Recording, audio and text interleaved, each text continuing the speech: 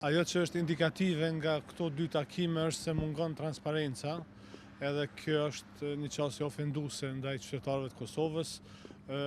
Nuk është e drejtë që përfaqësuesit e opozitës të fshihen prapa deklaratave politikisht korrekte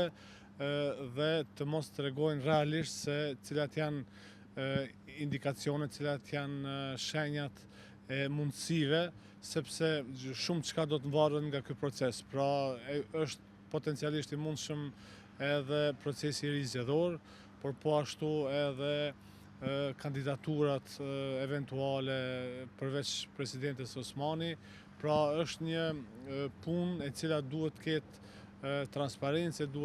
e cila duhet të ketë qartësi, sepse nuk është e drejtë që qytetarët e Kosovës të lihen deri në fund dhe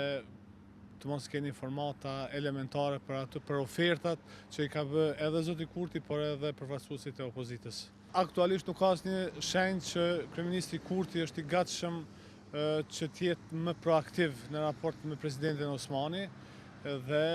që të sikur para 5 viteve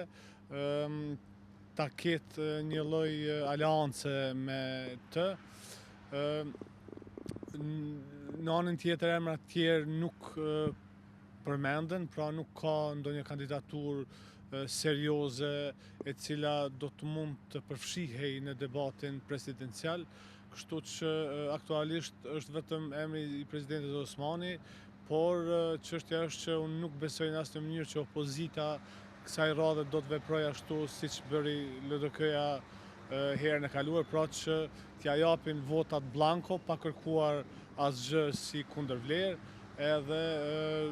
mirë po është një mjegullnaje e madhe, nuk ka as pak qartësi, edhe si duket kështu do të shkojmë deri në momentet e fundit të limiteve kohore.